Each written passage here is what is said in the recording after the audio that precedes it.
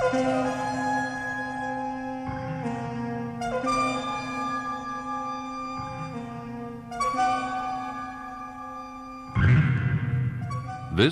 is Ideas, with the 1975 Massey Lectures, Limits to Science.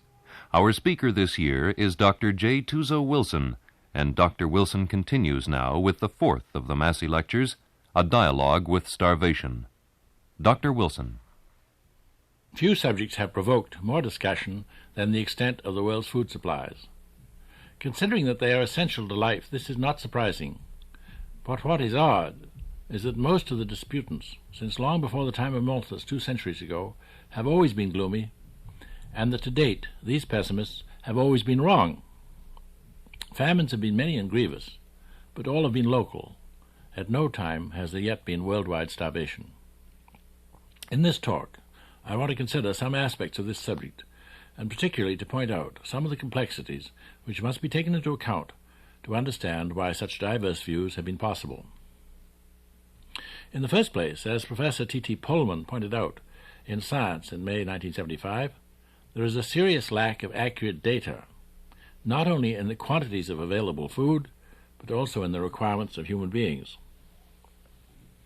In 1946, the United Nations Food and Agriculture Organization, the FAO, published the first World Food Survey based upon 90% of the world's population, although reliable statistics were lacking for many of the 70 countries involved. This seems to have been a most unfortunate document for two reasons. It established procedures for studying the world's food situation which could produce misleading results, and it also had a strong influence on popular thought. It underestimated the quantity of food available, and it overestimated the amount of food which the average human requires a day. It assumed that each human requires 2,600 calories a day. This might be a reasonable figure for an adult Western male, but it is much too high for the average of the world's population. For most of them are lighter in build, younger, less energetic, and live in hot climates. Apparently the world's 4 billion people don't need quite as much as 10 trillion calories a day. The result of this overestimate was that this and many subsequent surveys which have copied the FAO's methods have been pessimistic in the extreme. In 1963, in its third World Food Survey, the FAO still concluded some 2/3 of the world's population suffer from undernutrition or malnutrition or both. The FAO considered that poor food was a worse scourge than shortage of food. In other words, if the earlier studies had been misleading, it was because they had claimed that a shortage of total food calories is the key problem, whereas the true villain was now held to be a shortage of proteins in the diet of the poor. On the other hand, many observers did not believe that 2/3 of the people in the world suffered from serious food deficiencies. I didn't see this in 1958 and 1971 when I traveled through China, and no one else has been struck by it there either. Because of this ingrained pessimism, The Economist called the FAO, and I quote, a permanent institution devoted to proving that there is not enough food in the world to go round. Nevertheless, the United States Department of Agriculture also continued throughout the 1960s to issue pessimistic reports of widespread malnutrition. But as Pohlmann has suggested, these were suspect because the United States at that time had large surplus quantities of food, which it was good policies to give away to avoid lower prices for the farmers or stringent controls. Since 1970, a more optimistic reappraisal has occurred. The FAO has reduced its estimate of the energy needs of a South Asian from 2,600 to 1,900 calories a day, and cut the protein requirements even more. The Green Revolution has increased yields in many areas. Agricultural practices and irrigation have been improved. Nowhere has this been more true than in China, which supports 900 million people on an area similar to that of the United States, that is, at 4 times the density. Eating habits have changed. Japan, Western Europe, and the Soviet Union, in particular, have become great meat eaters, sopping up the United States and the rest of the world's excess cereals as cattle feed, so that the former surplus of cereals no longer exists. It has been recognized that the poorly fed, although unfortunately numerous, do not amount to two-thirds of mankind, and that they are not concentrated in a few countries, but constitute the poor of every nation. In the countryside they are the landless and unemployed. In the cities they are the impoverished hordes that everywhere have migrated to slums and joined the unemployed, spending their time in misery and all too often in crime. Will this new optimism prevail, or has it been a momentary respite? To answer this requires a little deeper analysis, such as that made by George Borgstrom in The Hungry Planet. As many have pointed out, proteins are essential to health, are expensive, and are in short supply. They are abundant in meat, fish, milk, and a few vegetables, notably peas and beans. Most other food is largely starch. There is no shortage of starchy food: grains, potatoes, roots, and sugar canes. If all the farmers in the United States devoted their land to producing only sugar beets and sugar cane, they could feed the whole world enough calories, although no protein. Meat is the highest protein source, and to produce a pound of meat requires feeding some animal an average of 7 pounds of cereals. Because so many animals are reared for slaughter, and because there are also many pets and draft animals, animals are more abundant in the world than humans. The humans of the world weigh about 200 million tons, while the domestic animals weigh 5 times as much. So most of the world's food crops goes to feed animals, and most is thus lost to human consumption. If everyone is to eat well, this must not continue. Ideally, we should all become vegetarians, but is this likely? Who wants to give up meat? To return to the simple life and the widespread use of draft animals is not practical, for it would make matters worse. It is evident, in spite of the reprieve of the last few years, that humans have reached out to the limits of the land and over the vastnesses of the sea. Europe, like an octopus, reaches out to other continents to support itself on imported foods, imported fertilizers, and imported fuels. It is a myth to suppose that any surplus exists with which to raise the standard of living of the undeveloped world. There is no way to support the extra 3 or 4 billion yet to be born this century, except to the extent that the poor countries can do it themselves by following the example of China. It may sound moral for Mr. Henry Fowler, the former Secretary of the United States Treasury, to say, and I quote, "We must feed the additional 3 billion people, by which the world's population will increase before 2000 AD if the present rates continue." This is unfortunately wishful thinking. There is no law of nature which says they must be fed. Indeed, observations of nature suggest that many of them are likely to die. Most North Americans don't have any real idea of poverty unless they have served on missions in poor countries. I don't pretend to know what starvation and real poverty are like either, but in a varied life I've had a few glimpses. Poverty is extensive now, but almost certain to become even more widespread. The rich countries depend for their abundant food upon abundant cheap energy, and this is running out. The reason 2% of Canadians, who are real farmers, can grow more food than enough to feed the rest of us is because the farms have power and are mechanized, because power has been available to make artificial fertilizers, and because transportation and refrigeration are cheap. In China, 80% of the people labor on the fields to achieve a much poorer livelihood. Farmers who have to hoe their fields and reap their harvest by hand are poorer than those with tractors. Very few Canadians would like to exchange their conditions for those of China, but China represents an example of a country living upon its own renewable resources, whereas all the Western powers, including the Soviet Union, depend for their higher standards upon abundant, non-renewable sources of energy. Low population and abundant energy are the keys to wealth. It is tragic that the North American credo in praise of growth is destructive of both. I have already said something about energy. Now I shall consider population briefly, before considering what, if anything, we can or should do. Davy first pointed out that man's population has not grown uniformly, but the graph of its growth resembles a short flight of stairs, in which 3 rapid rises separate 4 level steps. We can now see that the 3 rises were made possible by the 3 material revolutions of the invention of tools, of agriculture, and of synthetic energy, each of which led to something like a 100-fold increase in population. The 4 stages of steady populations correspond to man the animal, to man the hunter, to man the farmer, and hopefully to the man of the future. For the world's population is still climbing the third rise and has not yet reached the fourth high but steady plateau or step. We should beware that it may never do so. Population, instead of leveling out, could decline drastically, even to extinction, as has happened to many species before. There may be no landing at the top of the third rise, but a rapid drop to the bottom again. Let us consider these rises and plateaus in more detail, starting with the most primitive stage of man the animal. Most large animals are relatively few in number.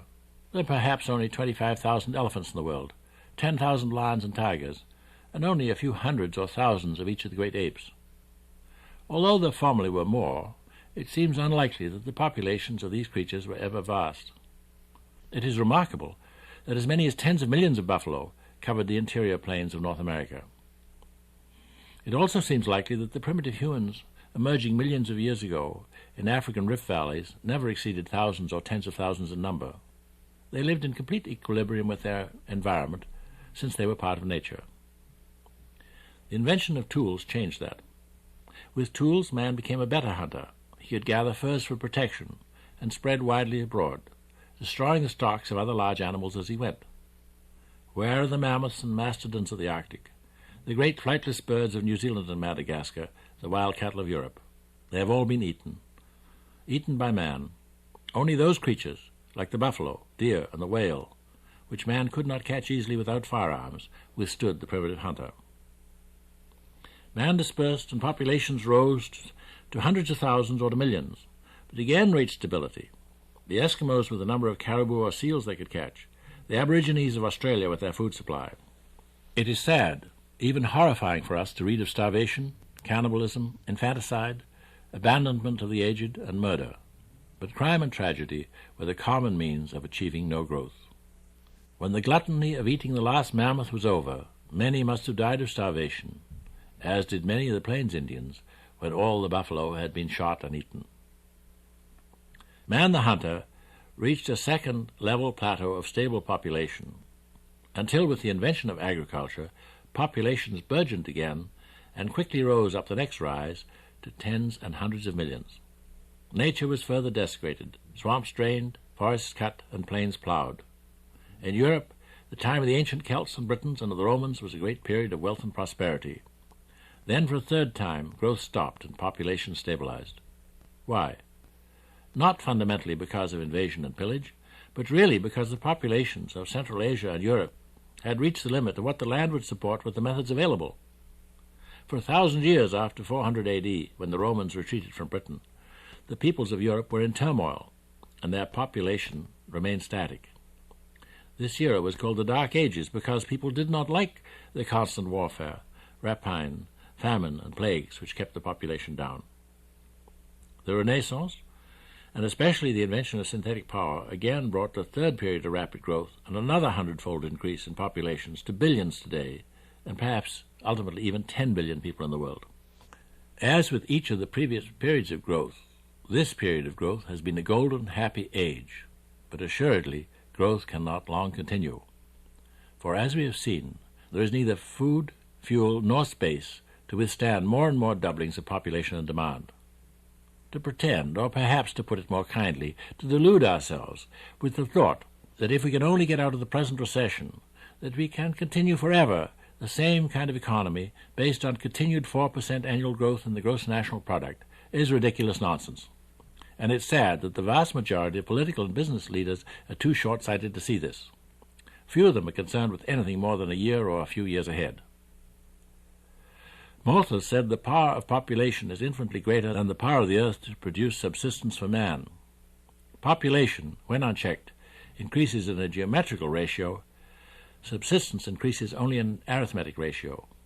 A slight acquaintance with numbers, said Malthus, will show the immensity of the first power as compared with the second.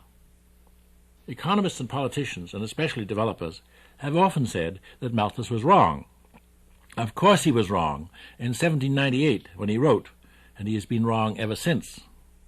The reason has been that he wrote too soon after the discovery of the steam engine and synthetic energy to be able to realize the immense improvement in agriculture and food production which machine tools, power irrigation, artificial fertilizers, and pesticides would make. During all the intervening period, these improvements have enabled agricultural output also to expand geometrically, so that for a time it has kept pace with the growth in population. This has postponed the impact of Malthus's prediction. But today the benefits of the energy revolution and of the green revolution have been absorbed in the inexorable growth of population. The green revolution has depended upon abundant cheap energy for irrigation and artificial fertilizers. If these fail, so will the green revolution. Now that we are running out of cheap and abundant energy, the whole basis of modern agriculture may be placed in jeopardy. One might say that Malthus is about to be proved correct. Unfortunately, it has now become apparent that Malthus is still wrong, but in the opposite direction. He was not gloomy enough. The population of the underdeveloped world is increasing faster than geometrically. Of course, disasters must intervene to prevent so vast an increase, but it shows how little time is left if any planned action is to be taken, rather than allowing chaos to take its course. It is absolutely short-sighted for so reasonable a journal as Saturday Review in July 1975 to summarize a special report on a strategy for prosperity by saying of the leaders it consulted that their judgments provide no less than a set of blueprints for recovery and renewed national prosperity. The terrible facts suggest either that they are only thinking of the next year or two, or the next few years, in which case a brief reprieve is possible, or else they are not really thinking at all, but repeating the credo of their youth. It is depressing to read in Saturday Review the views of the Secretary of the Treasury and other American business leaders, most of whom continue to dream that growth can continue at a rate of 3.5% or 4% a year. But it's interesting that in contrast, Edgar Burton, the only Canadian consulted by Saturday Review, wrote, quote, "I think it's quite possible for America to have a relative slowdown in its economy. Note that I say relative, for of course the slowdown won't be complete. There will still be plenty of motion within the economy. Canadians live a more austere life than Americans, and perforce have never had the complex that they are the biggest. Accordingly, they also lack the short-sighted and egotistic view that America will automatically always remain the biggest. Canadians are mean-minded pessimists who take a porky view of life, but who shall say they're not right?" A Dialogue with Starvation, the fourth of the 1975 CBC Massey Lectures in the series Limits to Science, prepared by Dr. J. Tuzo Wilson, Director General of the Ontario Science Centre. Dr. Wilson returns tomorrow night. His subject, The Future of Science. For Ideas, I'm Russ Germain.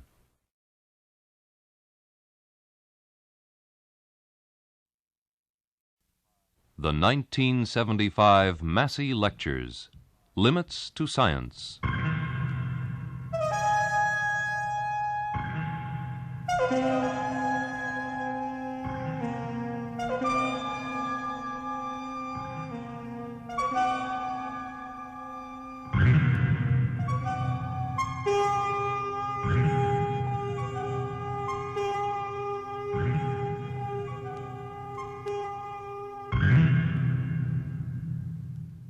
Ideas, with the fifth of the 1975 Massey Lectures.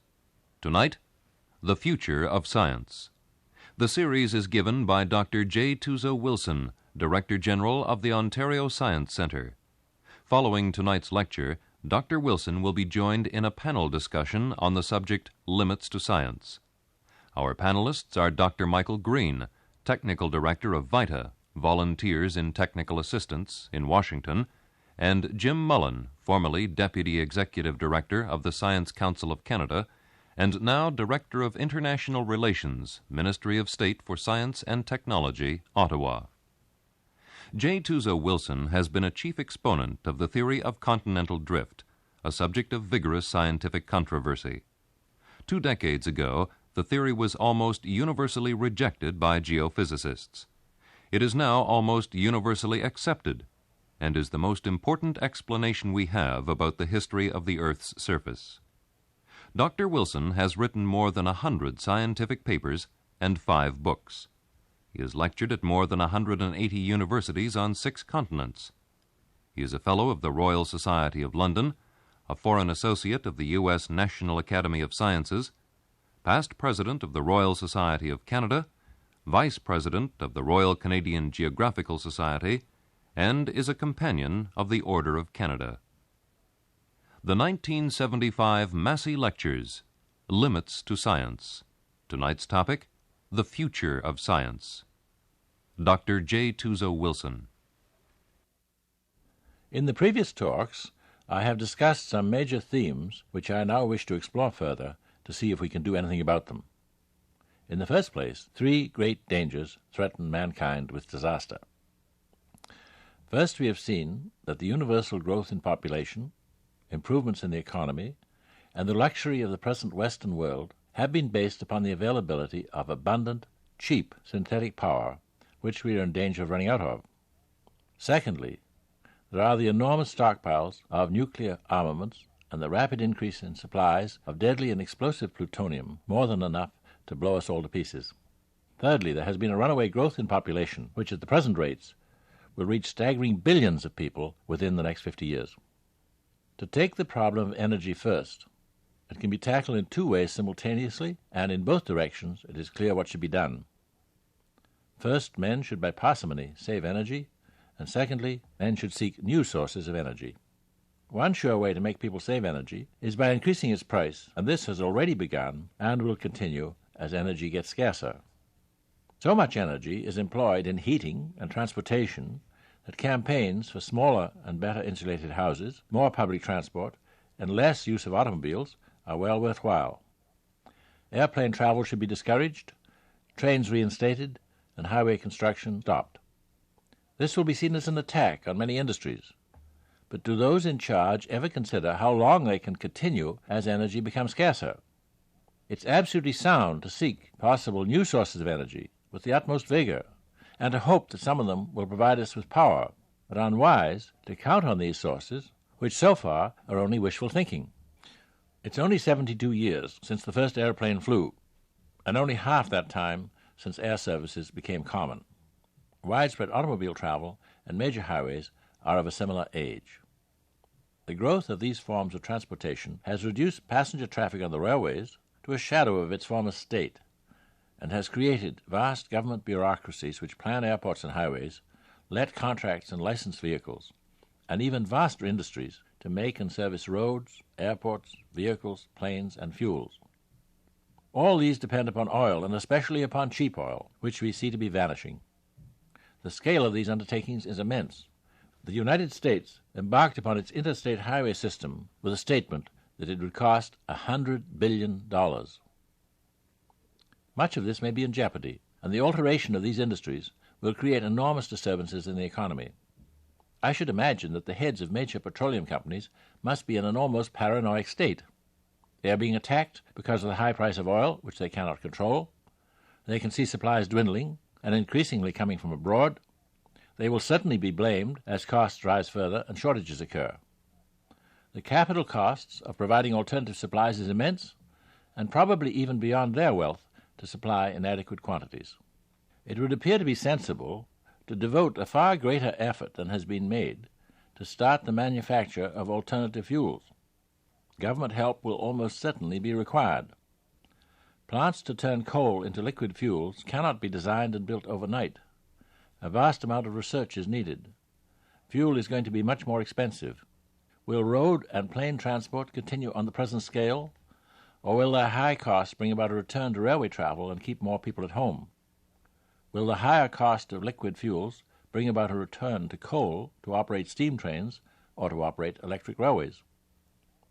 In Canada, with its lack of geographical balance between coalfields and population, there is a particular need for planning and research into power and transportation for the future, and good to see that attention is being given to this.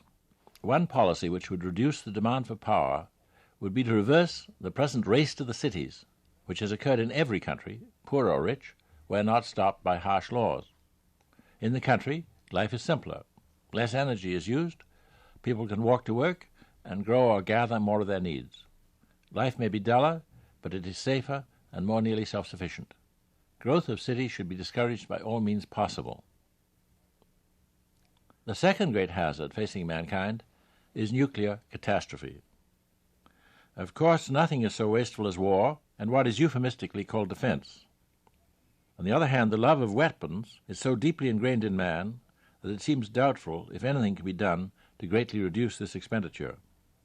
If President Eisenhower could point out the danger of the alliance between the military and industrial powers and be unable to stop the United States from an extravaganza of useless military waste, is there much hope that anyone will listen to appeals to the wisdom of disarmament and real defense? The possibility of nuclear war is real, but its probable effects are beyond comprehension. Today we are also afraid of nuclear explosions by accident or blackmail. Although unlikely just now, these may ultimately occur. But it is salutary to recall that in the early days of steam power, those boilers often blew up too.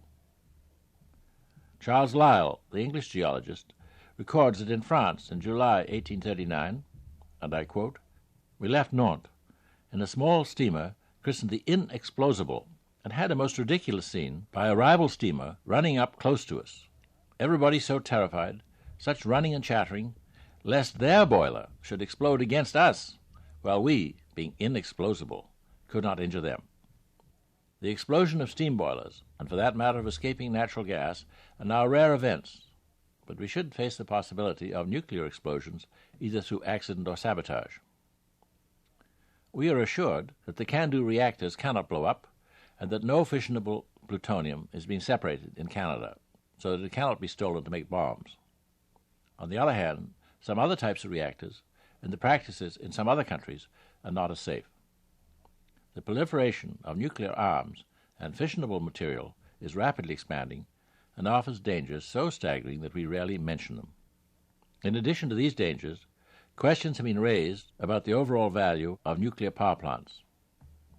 Some only operate part of the time, and all require consumption of enormous amounts of energy during their construction. Many take longer to construct and operate less efficiently than had been expected. The third danger, the population explosion, offers another great threat to mankind. Since present trends, if continued, will bring the world's people to almost infinite numbers within only 50 years, there are not enough lands to grow enough food for these billions of people, nor ships in which to export surplus food supplies in such quantities. All efforts should be directed to helping the poorer countries to help themselves. China is the poor country which has done most to improve its land and its crops and try to hold down population growth. Unless the people of Southeast Asia, Africa, and South America can solve their own problems, vast numbers of them are likely to die because there is no way to grow and ship enough food to succor them. The temperate countries are not in the same immediate danger. Indeed, the disasters imminent in the tropics are so horrifying that they may frighten the temperate regions into saving themselves. But it is not just a matter of some countries starving while others remain rich. It is the poor of every country who are likely to suffer, while the more fortunate in every country are likely to survive. Since the bulk of the world's population, and the most rapidly growing part of it, is concentrated in southern and eastern Asia, with other huge populations living in Africa and South America, and since so many of the people there are very young and poorly educated, the difficulty of stemming the rise in populations is immense and not yet effectively tackled. Many of these poorer countries are making attempts to save themselves, and we in the more prosperous West will undoubtedly continue to aid them. Canada has certainly been wise in establishing a centre to do research into development, because that will help poor countries to help themselves. But even with the best of intentions, it seems doubtful if there can be enough food and enough cheap energy to feed many more billions of people, let alone raise their standard of living. This is a shocking state of affairs, but unfortunately it is nature at work. If any other creatures had proliferated so vastly, the result would be called a plague, as we speak of a plague of locusts. It is very humbling and a disconcerting thought to realize that each and every one of us is part of a plague. We are all surplus. Nature appears to abhor plagues, and soon after any creature multiplies to excess, disaster strikes until the population is again reduced to normal dimensions. The 4 horsemen of the apocalypse handle this. They have done it repeatedly in nature and in human history. It is a depressing fact. Indeed, it seems immoral even to discuss it, but the only way to solve a problem is to recognize it. I believe that we in the West have not the capacity to save the whole world. It would be pleasant to think that I am wrong, but even if I am wrong, the fact remains that we cannot help anyone unless we can look after ourselves, so I shall consider this lesser problem. Can science and technology provide solutions? A decade ago, great confidence was placed in the ability of scientists and technologists to provide answers. Today, that faith has somewhat faded, but consider how much has been achieved. One has only to think of the state of Indians and Eskimo when they were first encountered to realize that throughout many millennia, indeed throughout all human history, and before that all animal history, that most humans and most creatures have lived in fear of starvation, in fear of sudden violence, and in fear of death from unpredictable diseases. Only in the last few centuries, and only in developed countries, has starvation ceased to be a constant fear. Only in the last 30 years have the great powers not been at war with one another. Only within a lifetime have cures or antidotes been found for many formerly common diseases. It seems strange to read about large Victorian families and the frequent deaths of their children. The changes in the course of my own lifetime have been immense. In Ottawa, 62 years ago, there was a smallpox isolation hospital, another for such infectious diseases as scarlet fever, and there was a sanatorium full of tuberculosis patients. All have long since gone. I can just recall big bottles of drinking water in the house because of a typhoid epidemic. Polio was a threat every summer, and in 1918 many died from an epidemic of influenza. These changes have all been due to improvements in science and technology, better medicine, and better education. There have been other changes. Power machinery has replaced hand labor. Agriculture has been revolutionized. Travel is easy. Communications have become worldwide and instantaneous. My own memory spans many of these great changes. When I was a boy in Ottawa, the C.P. Edwards, who had no children of their own, made much of me. C.P. had been one of the young men trained in radio telegraphy by Marconi when he first signaled across the Atlantic between Newfoundland and Ireland. C.P. was interested in developing methods of carrying voices as well as Morse code by radio. In return for many good meals at the Edwards home and summer cottage, I spent many boring Saturdays and Sundays as a disc jockey, winding up a gramophone and playing it into a microphone to provide a source to which C.P. could listen in another room as he experimented with receivers. As a reward, I was allowed to stay up one evening and attend a lecture at the Chateau Laurier, during which the audience heard transmission of voice by radio for the first time in Canada. TV was still many years in the future. We have seen that it is the revolutions in thought that have drastically altered man's condition over the ages. One revolution is worth more than a century of half-blind plodding. We are faced with major problems, and we need powerful solutions.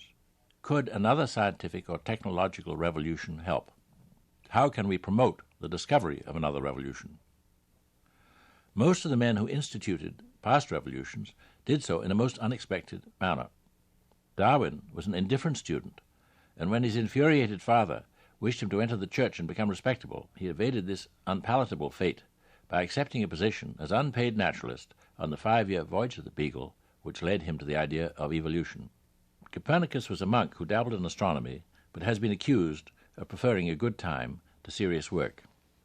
Einstein was a patent clerk when he thought of relativity, while Wegener was a meteorologist and not a geologist at all, when he noticed ice breaking apart at the bow of a ship in the Arctic and conceived the idea of continental drift as a similar phenomenon.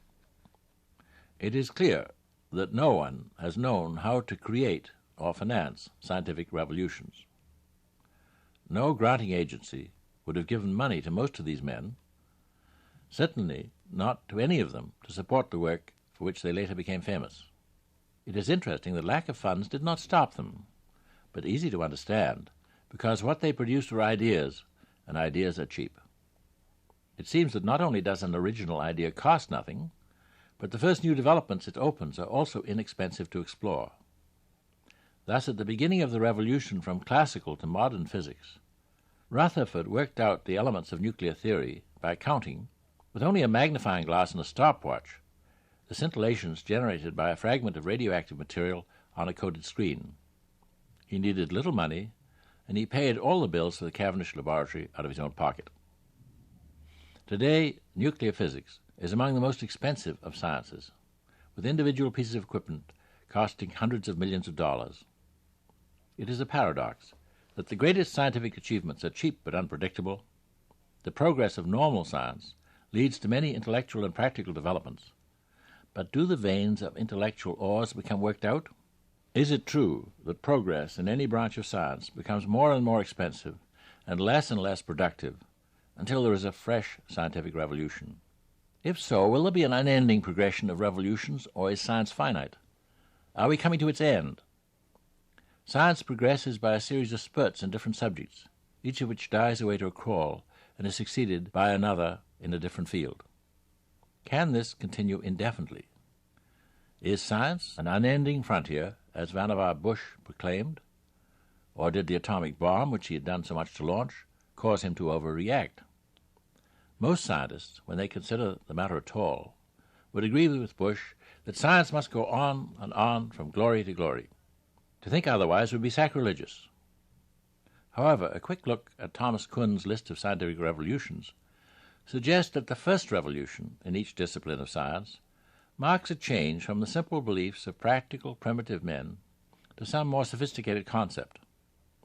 If the first revolution is succeeded by others in the same discipline, each removes our concepts further from normal human experience, so that limits are quickly reached beyond which it becomes hard to penetrate.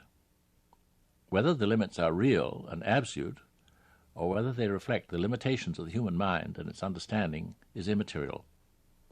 It was so obvious to early man that the earth was vast and the center of all he could see, that it is remarkable that he presently realized the insignificant place of the earth in the solar system and the universe. In 1930, Hubble made a further step when he postulated that the nebulae, which had been regarded as luminous clouds of gas, were in reality other galaxies, each of billions of stars. The still more recent discoveries of quasars, pulsars, cosmic background radiation, and black holes constitute a third revolution, even more wonderful and difficult to grasp. Although study of this new subject is only beginning, it already suggests that we live in a finite universe which began with a Big Bang, perhaps some 17 billion years ago. It is hard to conceive of any more stupendous or earlier event. Can we really conceive of investigating anything outside of our universe? Does that not suggest a limit? It is quite true that there are billions of galaxies with billions of stars in each, and that we will never learn all about them. But would not such investigations become more and more expensive and merely repetitious? Has astronomy glimpsed a limit? I am sure that many astronomers, full of the excitement of recent developments, will deny this gloomy view, but the possibility exists. There have been three major revolutions in ideas in chemistry also. Lavoisier's foundation of the modern subject, Wöhler's discovery of organic chemistry, and Crick and Watson's elucidation of the DNA chain. But does not the nature of DNA, which carries the genetic code, suggest that this is the chemistry of life itself? Can there be any deeper kind of understanding than that of life? Of course, we haven't yet created artificial life, but can we again glimpse the limit? In physics, will even smaller fundamental particles be found? If so, will it always cost more to find them? Can we really expect to understand smaller particles about which all knowledge is gained by increasingly indirect means? Is there really a limit to each branch of science? Even if there is none, or if it always lies beyond our grasp, can we not sense a limit to what scientists can determine? There are two possible answers. Either science is limited or it is not. If it is limited, then when we define the age and edge of the universe, when we see the pattern of the chemistry of life, and when we can find no more fundamental particles, we are approaching its bounds. If science is not limited, may we nevertheless be reaching practical limits? Is the law of diminishing returns affecting us? Can we hope to learn what is beyond the universe, what is more complex than life, or what is smaller than the smallest we can find in physics? I suspect that both answers come to the same thing. In one case, there is an absolute limit to science, and in the other, although there is no absolute limit, there is a practical limit to human understanding, which for us amounts to the same thing. There will always remain an infinite amount to do in science, but if we can begin to see the limit of science, will this affect our approach to the subject? I suspect that the random support of basic science and the hope that something useful will turn up is nearing the end of its usefulness. It isn't operating fast enough or producing the kind of answers we need. Mankind now knows what its major problems are. There are too little energy, too many people, and too much fissionable material. We can see the questions, and we should ask applied science or sociology for the answers. As Pogo said, we have seen the enemy and it is us. We have no time to wait for something to turn up. As in wartime, we must hurry, and we must try to apply what we know to solve the problems we can see. So far from being unhappy about this, I recall the great impetus that both world wars gave to both applied and basic science. I know it is heretical to say there are limits to science, but it could be so. I have seen the limit reached in another field, that of geographical exploration. As a boy, I met Bernier, Sverdrup, and Stephenson, who found new islands in the Arctic. I knew Tyrrell, who crossed the Barren Grounds, and today I know Graham Rowley well, who about 1936 discovered one of the last new additions to North America, an island north of Hudson's Bay, which now bears his name. 10 years later, I twice flew over the Canadian Arctic to look for new lands, and if the weather had been better, our plane would have been the first to see Prince Charles and Air Force Islands, which were found the next year. Their discovery ended exploration of North America. All lands had then been discovered. Today, satellites map the whole world every month, and no one can go exploring for new islands anywhere anymore. Is that also becoming true of science? The Future of Science, the fifth of the 1975 CBC Massey Lectures, given by Dr. J. Tuzo Wilson, Director General of the Ontario Science Centre. In a moment, Dr. Wilson will be joined by our panelists for tonight's discussion. The 1975 Massey Lectures, Limits to Science.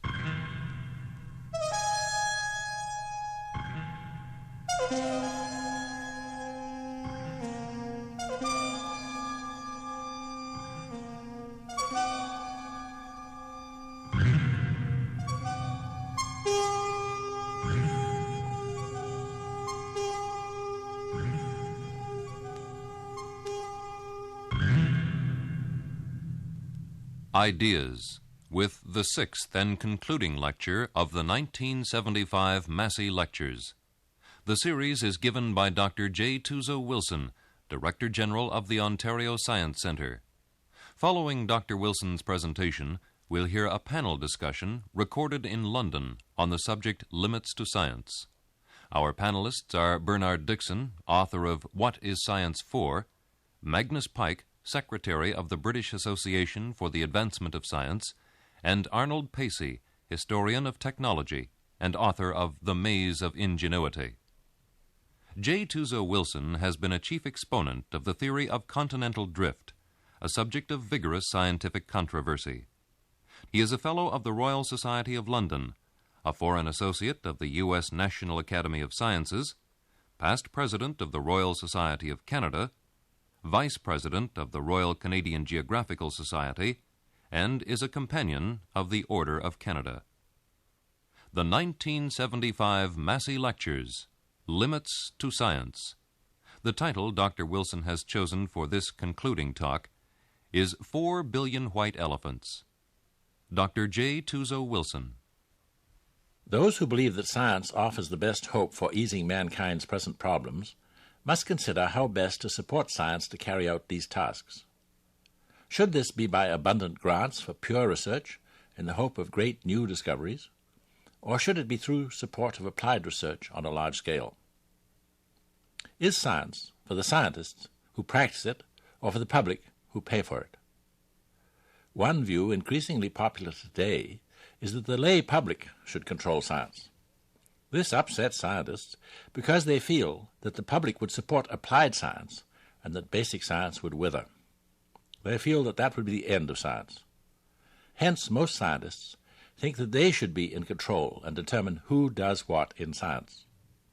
They base their claim on the view that science is like a goose that lays golden eggs, One cannot predict when or what science will produce, but we can be sure that it will be valuable. So scientists claim that one should keep the goose well-fed and healthy, and that those best fitted for this are the scientists who are the trained goose herders. There has been an immense growth in numbers of scientists, but I doubt if their achievements have kept pace. I think that competition and struggle are vital for good science, and that there has not been enough of that in Canada. If one considers the whole world, most great scientific achievements are made in great old universities, which are all located in or close to great and old centres of population. One such concentration is the Oxford, London, Cambridge triangle. Others are around Boston, San Francisco, Paris, Moscow, and Tokyo. A glance at the membership lists of either the Royal Society of London or the National Academy of Sciences in the United States shows the dominance of these few localities. The reason is that ideas and action spring from bright minds reacting with other bright minds. A few geniuses bloom alone, but most scientists thrive on competition. This has been lacking in Canada. To compete with other world centres, Canada should only support one or at most two great universities. But this, of course, is not politically acceptable, so we have dozens of good universities, perhaps none of the first world rank. I believe Dr. C.J. Mackenzie, who was formerly president of the National Research Council, saw this when, after World War II, the government first began to support research on a large scale. Seeing the need for a single centre, he determined that this should be the laboratories of the National Research Council in Ottawa. Unfortunately, research has rarely flourished as well in government or in industry as it does in universities. There have been some notable exceptions, but they are few. The reason is obvious. Governments and companies are hierarchies in which the chiefs feel responsible for and endeavour to control what the underlings do and say. University presidents and deans, whatever their other failings, do not act as censors. It seems to me that the problems of developing new sources of energy, more food, and of limiting nuclear proliferation and population by other than catastrophic means are so pressing and need solutions so quickly that every effort should be made to get universities to work on these problems by emphasizing grants for applied research. 50 years is the most time available for drastic change. Note that I have not advocated stopping basic research, merely a change in emphasis. This will distress my colleagues. They like doing basic research. Most of them freely admit that what they do is not likely to be useful. To diminish grants, or to stop their growth, will not end basic research. The resulting competition may even improve basic research. And in any case, the real enthusiast will always be able to find a way to get support, and grants can be fiddled. I have always considered an application for a grant to be quite separate from the execution. One makes the best application one can in good faith, but months later, when the money comes, research may have moved on. I think it better to do good research on a fresh aspect rather than to do something humdrum on an old aspect. It would be unwise and unrealistic to put all one's faith in science. Science and technology can certainly help develop energy, produce food, and effect birth control. But it requires a fresh philosophy to save power, eat economically, and practice restraint. Also, we should consider whether we are doing science well. During the heyday of science in the past few decades, many scientists have at least secretly scorned their colleagues in the humanities for two reasons. First, because they did not practice what they preached, and secondly, because they pursued that which was esoteric and useless. Is the same criticism applicable to science and scientists? Are too many dullards who lack imagination cluttering up research laboratories? Scientists have ability above the average. Should a higher proportion of them be engaged in trying to solve mankind's very real problems? If one is skeptical about the ability or likelihood of science saving man from disaster, is there any alternative? I think history suggests that there may be. We have seen that besides scientific revolutions, there have been revolutions in philosophy, and that all great civilizations have had their own philosophies and religions.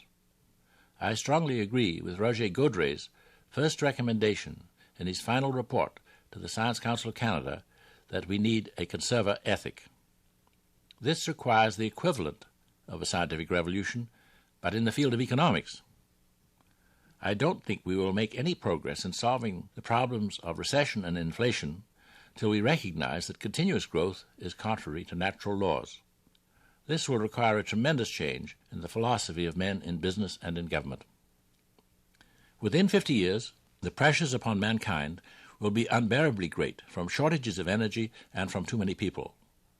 This will tend to break down the structure of society. Science cannot flourish in chaos, but troubles have often been the birth of philosophical ideas. Exactly 200 years ago, 3 ideas were launched that I consider to have been the keys to the rise of our present Western civilization. But unfortunately, they only applied in the special circumstances of the times. For the long range, they are all in error and will also produce a downfall, as well as the rise of Western civilization, unless abandoned for a new philosophy. These ideas were embodied in Adam Smith's Wealth of Nations, in the American Declaration of Independence, and in the invention of the steam engine. Smith's idea that growth could continue, Jefferson's premise that mankind's end is the pursuit of liberty and happiness, and Watt's discovery, which led to a belief in unlimited, cheap energy, are all contrary in the long run to nature. Adam Smith's belief in growth and progress was no doubt due to, and was only possible because, the Industrial Revolution and intercontinental commerce had just begun. Jefferson's enthusiasm was kindled by a revolutionary fervor and made plausible because Americans had half a new continent to exploit. Watt's engine and its successors depend upon non-renewable resources. All these ideas are expansionist. In 1776, limitations were not recognized, and it has taken 200 years to appreciate them. For the past 2 centuries, such ideas have been the ruling ones. Growth has been our creed. Now growth is being ended. Resources are not available to support it, and we must return to the normal state of no growth.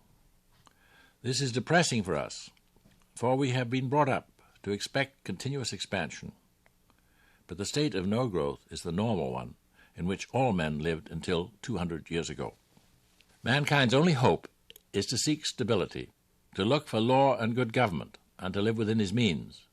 This requires a philosophical revolution in economic and political thought, more than an advance in science.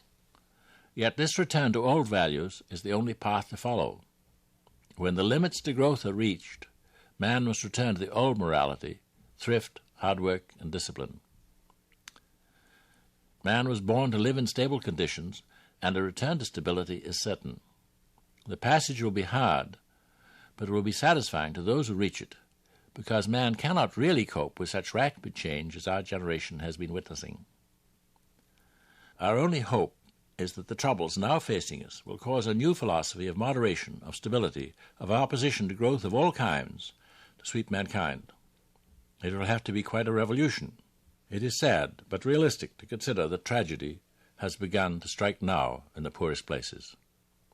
Reality suggests that we cannot save all others, but we should use their example to save ourselves. Once in India, I visited Puri, a Hindu holy city on the Bay of Bengal. It is full of beautiful temples, which are so sacred that only Hindus are allowed to enter their area.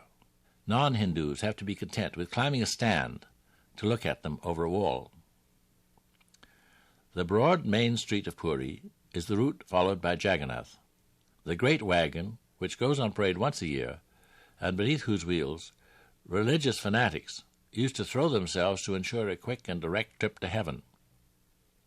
Today, visiting automobiles park there with windows open against the stifling heat, and a tame white elephant lumbers up and down the sacred street, thrusting the sticky end of his trunk into the open windows and waving it around inside to beg for coins.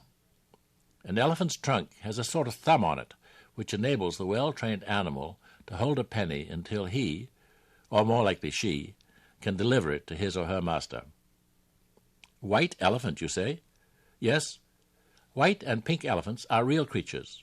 rare albino forms like white rabbits. This one appeared to be only a partial albino, for she was of a light pinkish-gray color. These creatures have been prized through history and venerated for their rarity. It has been said that kings occasionally gave one to courtiers who had displeased them. To keep a white elephant in proper style quickly ruined the unfortunate noble. It seems to me that human beings are like white elephants. They don't eat as much, but by their other wants probably consume as much or more than an elephant.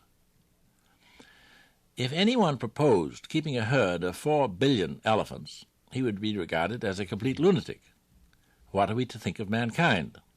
We already have 4 billion human white elephants, and don't seem to be worrying that within 50 years we will have an infinity of starving creatures. Being of a naturally cheerful disposition, it has distressed me to write much of this, and being a romantic, I have sought a happy ending. I believe there is a partial one. It is not new in the world for human beings to face trouble. Indeed, it is normal.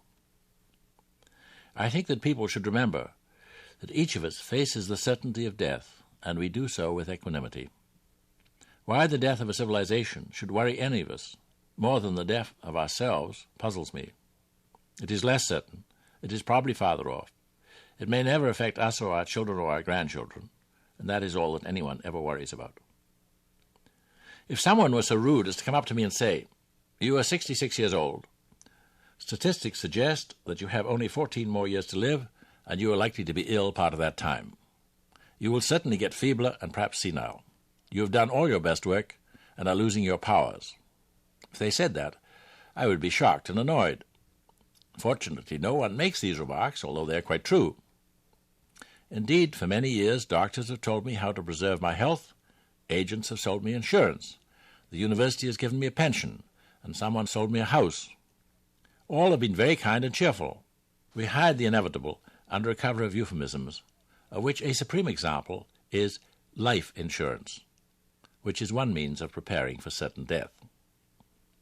I believe mankind should seek to do the same in respect to civilization insurance. History shows us that civilizations decline and die. Probably there is nothing we can do to prevent an end coming to our civilization. But as with our own lives, we can take steps to extend its life, nourish its later years, and ease its passage.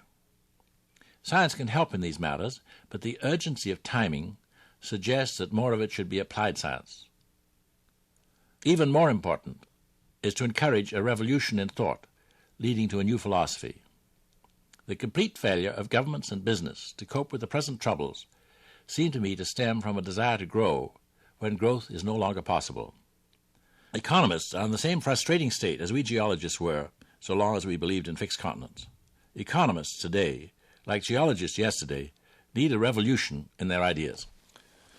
We cannot expect governments to lead us to these changes. They are too concerned with their own survival to lead, hence they follow. Fortunately, there is much evidence of mankind's growing awareness of these problems. I believe we should face them realistically and with equanimity. As I have said, we do not worry about our own certain deaths. The death of our civilization is less certain and should worry us less. In both cases, we can and should take those precautions which will best alleviate the situation. It therefore surprises me that responsible statesmen say the world's population, if growth continues, will rise to 7 billion by 2000 AD, and that we must feed them all. I think that is nonsense. I am a humane person, and I should like to think we could, but I don't believe it. However much we may like to believe otherwise, men are not powerful enough to save humanity unless everyone saves himself. If some won't make the effort, the others may not be able to do much for them. I fear that if the people in a poor country produce too many children, and many of them die, that we may only be able to look at it in much the same way as we hear that a stranger has driven too fast and killed himself. If we are concerned, we should try to teach our countrymen not to drive so fast, and to teach the poor to use birth control. In both cases, we would be much more concerned if the bad driver threatened to smash into us, or if famine faced us. I think the latter threat is real and not remote. I believe that there is no time to sit back and hope that science will save us. We may have only a few years or decades in which to institute great changes. We should apply what we already know to tackle the problems which we can already see, to reduce population, to save energy, food, and consumption of all kinds, to develop new sources of which we know the nature, and to reduce nuclear hazards. We should realize that the problem is to save ourselves, because it may not be possible to save everyone. It has been the boast of science and technology that they would enable man to conquer nature. It now appears that this attempt has failed, and that there is a danger that nature will extinguish mankind. Science has reached practical limits. We need a lesson in humility and a revolution in philosophy. Henceforth, it should be the role of science to show mankind how to live in harmony with nature. For a short time, scarcely more than a human lifetime, cheap energy has lifted man into the clouds. It has been a heady sensation, but it cannot last. As we return to the way men have lived in all previous centuries, we can best be guided by the moral precepts which men have learned over the centuries. That is what Chairman Mao has told the Chinese. If we don't want an equivalent dictator telling us, we had better start practicing and preaching those ancient virtues ourselves. 4 Billion White Elephants, the concluding talk in the 1975 CBC Massey Lectures, given by Dr. J. Tuzo Wilson, Director General of the Ontario Science Centre.